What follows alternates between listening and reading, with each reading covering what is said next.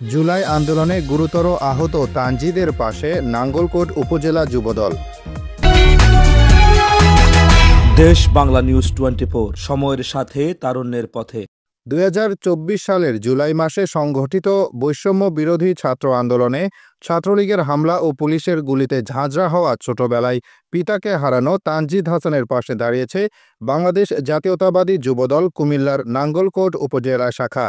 বাংলাদেশ জাতীয়তাবাদী দল বিএনপির জাতীয় নির্বাহী কমিটির সদস্য আলহাজ মোবাশ্বের আলম ভূঁইয়ার নির্দেশে উপজেলা যুবদল যুগ্ম আহ্বায়ক ইসমাইল হোসেন মজুমদার শনিবার বিকেলে তানজিদের সাথে তার নিজ বাড়ি নাঙ্গলকোট উপজেলার ঢালুয়া ইউনিয়নের গোপদুয়া গ্রামে গিয়ে সাক্ষাৎ করে নগদ অর্থ সহায়তা প্রদান করেন। এ সময় উপস্থিত ছিলেন উপজেলা যুবদল সদস্য আবু হানিফ মিয়া, ঢালুয়া ইউনিয়ন যুবদল নেতা কামাল হোসেন, আব্দুল হক, মোহাম্মদ মুরাদ, ইয়াসিন, ওমর ফারুক, ইসরাফিল, সোহাগ সহ আরও অনেকে। নাঙ্গলকোট উপজেলা যুবদল যুগ্ম আহ্বায়ক ইসমাইল হোসেন মজুমদার বলেন, নাঙ্গলকোট উপজেলা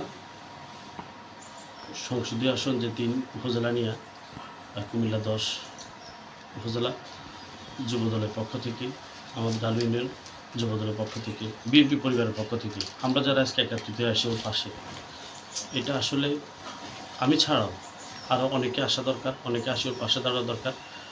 ও যে কথাগুলো বলছে এই কথাগুলো আসলে আমাদের হৃদয়ের অবস্থা, আমরা কষ্ট পেয়েছি বলা যায়। শুরু থেকে কোনো নিউজ বা কোনো কাভারেজ বা কোনো কিছুই হয়নি ওর জন্য, অনেক কষ্টের বিনিময় উপজেলাতে তার নামটা লিস্টে বসেছে, এখন আহতদের তালিকা আছে, কোনো সুযোগ সুবিধা এই পর্যন্ত পায় না। এটা আসলে দুঃখজনক। এই সরকার, এখনকার সরকার যে গণপরিবর্তনের সরকার, এই সরকার ওদের ফসল, ওদের দ্বারাই এই আহত নিহত যে গণপরিবর্তনের 24-এর যে গণপরিবর্তনের মধ্য দিয়ে এই সরকার প্রতিষ্ঠিত হয়েছে, এখন এই সরকার আছে। এই সরকারের মধ্য দিয়ে, এই সরকারের মাধ্যমে আমি আশা করি অনেক সুযোগ সুবিধা পাচ্ছে মানুষ, পাবে, ও পাওয়ার কথা।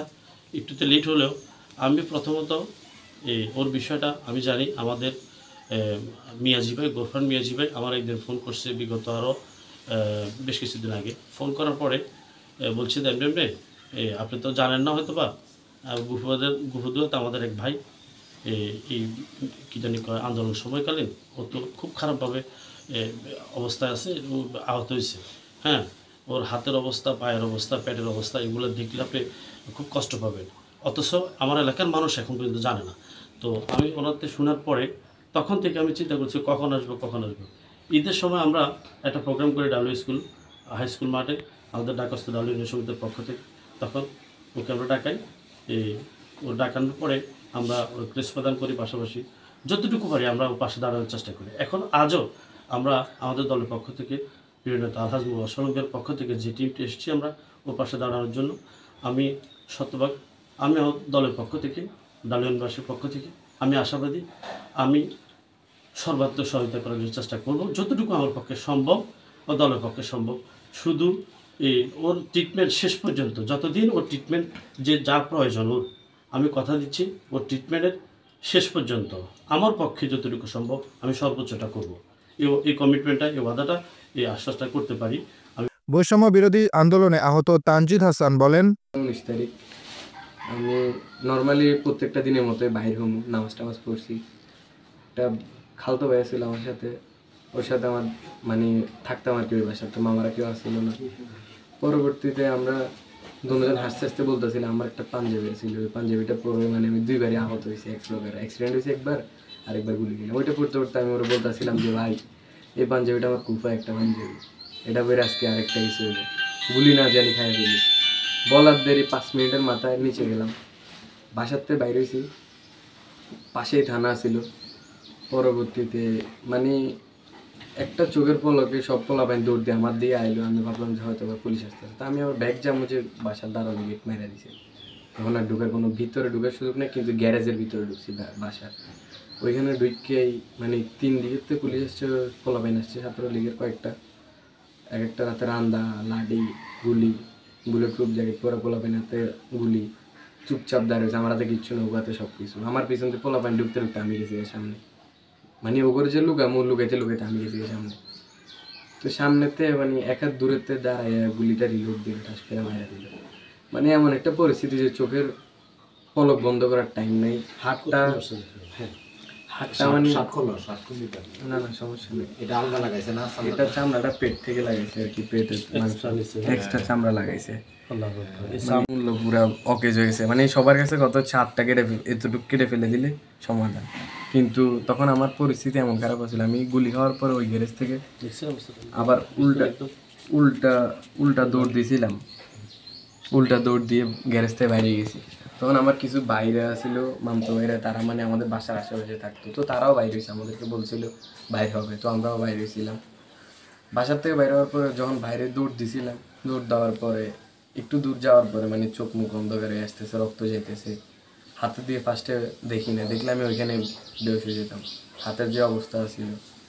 পরবর্তীতে হাতের দিকে তাকানোর পরে এক পলকে সব কিছু নিস্তব্ধ হয়ে গেছে। ফ্যামিলির কথা মাথায় আসতেছে, জীবনের কথা মাথায় আসতেছে, কী করলাম, কেন বাইরে এলাম, সব কিছু এক পলকে ঠান্ডা হয়ে গেছে। দূরের থেকে দেখে আমার পাঞ্জাবিটা চিনে ফেলে, দৌড় দিয়ে আসি আমাকে দৌড়া বলে তুই বাইরে চুস কেন, তুই তো না করছিলাম, সামনে যাইস না। আমি মানে বলার কোনো ওয়ে নেই যে আমার বাসার নিচেই মারছে, তারা তো দেখতেছে আমি বাইরে। কিন্তু তখন তারা আমাকে একটা মনোবল দিয়েছে, টেনশন করিস না, আমরা আছি। ওই মনোবলটার কারণে আজকে হয়তো আমি বাচ্চা আছি।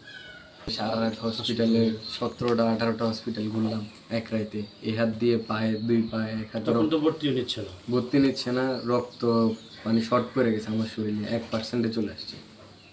28 ঘন্টার মেবি অক্সিজেন চলছে আমার, তারপরে যে সেন্স আসছে। মানে 17টা 18টা হসপিটালে ঘুরতেছে, চোখ একটা বার খুলে ডাক্তারের একটা কথা শুনে আবার বন্ধ হয়ে যায় যে হাতটা কেটে ফেলাই দাও, এটাই শেষ গন্ধ। তো বাইরে একমাত্র শুধু বলে যে কি তার হাড্ডির কোনো ক্ষতি হয় না, শুধু মাংসের উপর আর রগের উপরে গেছে, আপনারা কীভাবে পারেন যে হাতটা কেটে ফেলাই দিতে। তাদের কথা হচ্ছে কেটে ফেলাইলে আমরা দিব, নাহলে বাইরে আছেন রুলে, এতটুকু বলে তারা গেটের সামনে নিয়ে রাখি দেয়। তারা হাল ছাড়ে নেয়, পুরোটা রাত পর্যন্ত চেষ্টা করছে। সকালবেলা আমার একটা মামারে ফোন দিছে, আবার ওই মামার ঋণটাও আমার কাছে অনেক বেশি। ওই মামাও নিজের জানের ভয় না করে বাইরে হয়েছে আমারে দেখতে আসছে। নাম মিশন, থাকে উনি ঢাকাতেই থাকে, উনি বিজনেসম্যান, বাইরে গেছে, ওনার সব কিছু ফ্যামিলি ওনার ওখানে থাকে। তো ওনার পরিচিত একটা ডাক্তার আর কি, যে ডাক্তারের কাছে আমি শেষ পেয়েছি, ওনার কাছে অনেক রিকোয়েস্ট করছে, আমার বাগিনা মরে যাবো ডাক্তার, আমার যেমনি একটা লাইন দেন, আমার বোনের জামাই নেই, আমার এটাই বাগিনা, বড় বাগিনা। পরবর্তীতে উনি রিকোয়েস্ট করার পর উনি বলছে দেখেন আমি তো রাখবো, যদি কোনো রকম আমার যদি জানে আমার চাকরি শেষ, আমার পুরো হসপিটাল বন্ধ করে দেয়, আমার লাইসেন্স শেষ। তো উনি আমার হসপিটালের ভিতরে 8 তলার উপর রাখছে, রাইখে ওইখানে ডায়াবেটিসের পেশেন্ট বললা মানে চালাই দিছে আর কি দিন, যত কয়েকদিন ছিলাম। 5 তারিখ 6 তারিখের ভিতরে আমার সব কিছু শেষ, হাতের সাথে পেটের জোড়া দিয়ে ফেলছে, তারপর আমাকে বাড়িতে রিলিজ করে গেছে। এর কারণে আমি একটু অনেক কিছু থেকে বঞ্চিত হয়েছি। 5 তারিখে যখন 6 তারিখে যখন আমি বাড়ি চলে আসছি। শারীরিক বলতে আমার যে বাহিরের মানুষজনের যে রক্তগুলো দিছিল, আমার প্রত্যেকটা রক্ত এখন অ্যালার্জি হয়ে গেছে পুরোটা শরীরে। যে হাতে দেখতে পাচ্ছেন সব কিছু কেমন জানি হয়ে যেতেছে। আবার প্রস্রাবের রাস্তায় এক প্রকার সমস্যা, এরপরে হাতে কোনো আসে না, সেন্স আসে না, দুর্বলতা, মানে এই হাত দিয়ে কোনো কিছু করার মতো আমার অবস্থা নাই। অপারেশনের পরে ডাক্তার যতটুকু আশা দিয়েছে, যদি আল্লাহ রহম করে হাতটা ঠিক হলে আমি কিছু একটা করতে হবে। ওনাদের কাছে বলার একটাই অনুরোধ আর কি, যারা আমরা আহত হয়েছি আমাদের সংগ্রহটা দেখ, সবার পরিবার পরিস্থিতি আমার মতো না, আমার থেকেও খারাপ আছে, অনেক আছে। আমার হয়তো বা আমার আজকে মামাদের ফ্যামিলির কাছে হাত পাইতে হয়তো আমার এত কিছু করাচ্ছে, অনেকে তো এটাও পাচ্ছে না, যারা মারা গেছে অনেকে লাশও খুঁজে পায়নি। তো এগুলোর বিচার হোক, এগুলোর সুস্থ তদন্ত চলুক, সবাইকে সহায়তা করুক, সাহায্য সহযোগিতা করুক, আমরা এটাই চাই, আর কিছু। দেশ বাংলা নিউজ 24, সময়ের সাথে তারুণ্যের পথে।